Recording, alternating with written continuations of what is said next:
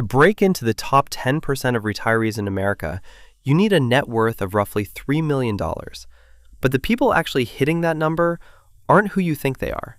They're not the ones with the loudest cars or the flashiest job titles.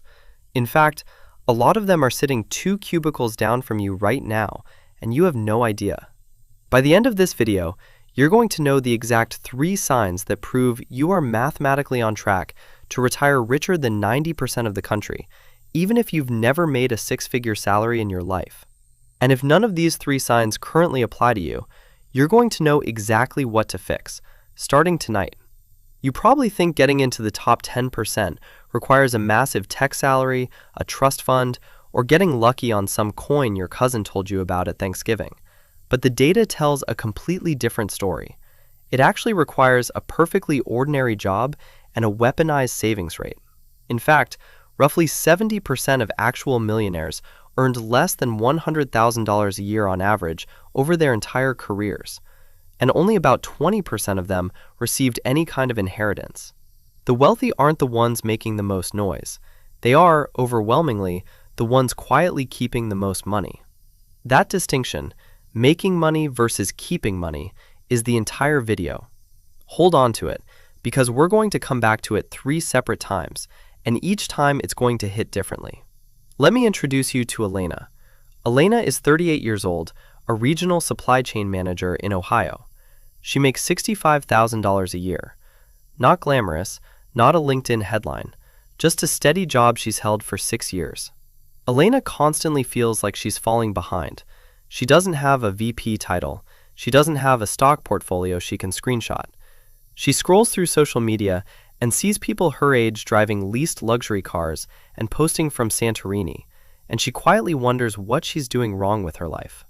Here's the question that's going to drive this entire video. What happens to Elena when we run her numbers head-to-head against someone making 3 times her salary? Stay with me, because the answer is not what you'd guess. Sign number 1 that you're on track. You have a boring career. When researchers actually studied the real top 10% of wealthy retirees, not the ones on magazine covers, the actual data, the top professions are shockingly ordinary. Teachers, accountants, engineers, middle managers, people like Elena. Let's run her math properly, because this is where it gets interesting. If Elena starts investing at 25 on her completely average $65,000 salary, and she consistently puts just $500 a month into a low-cost S&P 500 index fund, averaging an 8% return, she hits approximately $1.7 million by the time she's 65. Not from a promotion, not from a bonus, from doing the exact same unglamorous thing every single month for 40 years. Why does this work? Because a boring career provides the one ingredient compound interest is desperate for: stability. Highly volatile careers, commission-heavy sales, startup founders, anyone whose income swings 300% year to year, often experience massive spikes followed by long droughts. Every drought interrupts the compounding cycle. You can't invest consistently when your income doesn't arrive consistently. And compound interest doesn't forgive interruptions. It just quietly resets the clock every time you stop feeding it. Elena's income will never make headlines, but her income is predictable, and predictable is exactly what a 40-year compounding machine needs to run undisturbed. She's not the fastest car on the road. She's the one that never has to pull over. Here's a number that should sit with you for a second. If Elena had started at 30 instead of 25, just 5 years later, same $500 a month, same 8% return, her final number drops to roughly $1.13 million. Same discipline, same salary. 5 years cost her over $500,000. That's not a savings problem, that's a time problem, and time is the one variable you cannot buy back once it's spent. Think of it like the freight train versus the sports car. A high-income, high-spending lifestyle is a sports car. Incredibly flashy, goes insanely fast right out of the gate. Everyone on the road looks at it. But sports cars either run out of gas quickly or they crash, and when they crash expensively. Boring, consistent investing is a freight train. It takes a genuinely long time to get moving. For the first few years, it feels like nothing is happening at all. But once a freight train builds momentum, it becomes an unstoppable financial force that nothing on the road can compete with. Elena isn't racing anyone. She's just quietly building a train that, 20 years from now, nobody can catch. If you'd rather build actual wealth than just look wealthy to people you don't even like that much, hit subscribe. This channel is built entirely around the math nobody else is showing you. Sign number 2. Your savings rate is anti-average. Let's introduce our sports car.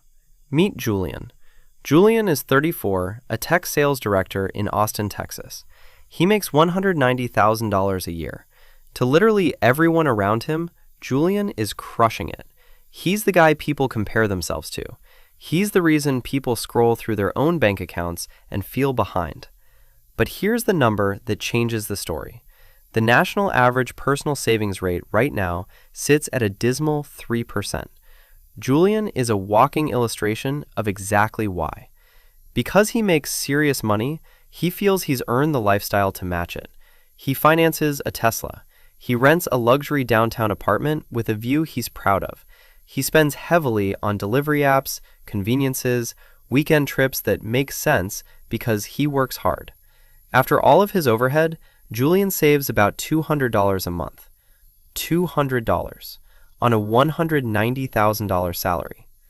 Run that forward over a 40-year period, and despite earning literally millions of dollars more in raw income than Elena over his career, Julian's portfolio lands at roughly $698,000. Elena, on a third of his salary, ends up with $1.7 million. She doesn't just beat him, she beats him by more than double, simply by holding a 15% savings rate against his effective 1%. This is the part that should genuinely unsettle you if you've ever judged your progress by your paycheck. The math does not care about Julian's job title, his zip code, or the car in his driveway. It only cares about one number: how much capital actually left his checking account and went to work for him. Everything else is decoration. And here's the part that makes it worse for Julian specifically. Because his lifestyle is built around that $190,000 arriving every single month without interruption, he is now more financially fragile than Elena, not less. If Julian loses that job, his expenses don't shrink to match. His rent, his lease, his subscriptions all stay exactly where they are. Elena, meanwhile, could lose her job and barely feel it because she was never spending anywhere close to what she earned in the first place. High income without high savings doesn't just fail to build wealth, it actively manufactures fragility. This brings us to sign number 3, and this is the trap almost everyone reading their own finances falls into. You track your net worth, not your income. Julian is what the financial industry calls a Henry, high earner, not rich yet. And he's not alone. Recent data shows that a staggering 51% of Americans earning over $100,000 a year report living paycheck to paycheck. Read that again. More than half the six-figure earners in this country are one missed paycheck away from a problem, despite an income that would look, from the outside, like total financial security. How is that even mathematically possible? It comes down to something you could call Parkinson's law applied to personal finance.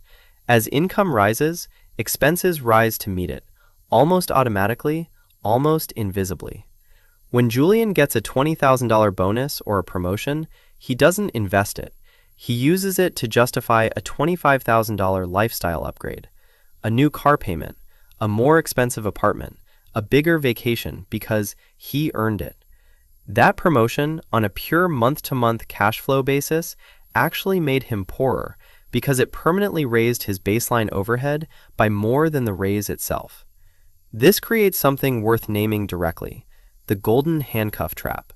Julian is now, quietly, terrified to change jobs, take a risk, or push back on a bad manager because he needs that $190,000 just to keep the lights on in the life he's built around it. He is locked out of the top 10%, not because he doesn't make enough money, objectively, by any reasonable standard, but because his spending has fully absorbed every dollar of margin he could have used to buy his own freedom. Compare that to Elena, whose net worth crosses six figures around year 12, crosses seven figures in her mid-50s, and grows steadily whether she gets a raise that year or not, because her wealth was never dependent on her income in the first place. It was dependent on the gap between her income and her spending, and that gap has been widening quietly, invisibly, every single month for over a decade. This is the number nobody talks about at dinner parties, because nobody can see it. You can see Julian's Tesla, you cannot see Elena's brokerage statement. And that asymmetry, visible spending versus invisible wealth, is exactly why 83% of Americans report feeling not particularly wealthy, even while sitting on net worth figures that would objectively place many of them in a strong percentile for their age. You've been reading the wrong scoreboard your entire life, and so has almost everyone you're comparing yourself to. So let's look at the two paths in front of Elena, because this is where the video stops being abstract and starts being a decision. Path A. She applies this insight. She stays in her steady management job. She keeps driving her 6-year-old Honda long after it stopped being impressive to anyone. She automates her investing into a Roth IRA and never has to think about it again.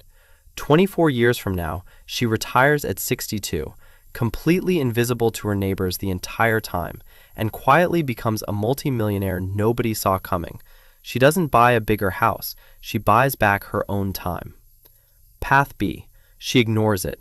She chases the VP title because the pressure to look the part finally gets to her. She stretches into a house that's too big for what she needs. She upgrades the car to match the people she's been comparing herself to. Her income jumps 40% over the next 5 years, and on paper, that looks like winning. But she has to push her retirement back to 72 just to service the debt she took on trying to look rich along the way. Same person, same intelligence, same work ethic. One decision about what to do with the gap between income and spending sends her retirement age in opposite directions by a full decade. That's the whole video, really, compressed into one person living two different timelines. Here is the only rule you actually need to remember from everything we just covered. Income is what you make. Net worth is what you actually keep. A 6-figure salary doesn't guarantee a spot in the top 10%. Your habits do. Elena will never trend on social media. Julian will every time he posts from a rooftop bar. But in 30 years, one of them retires free, and one of them is still calculating whether they can afford to stop working. If you want to know which one you're actually on track to become, don't check your salary, check your gap.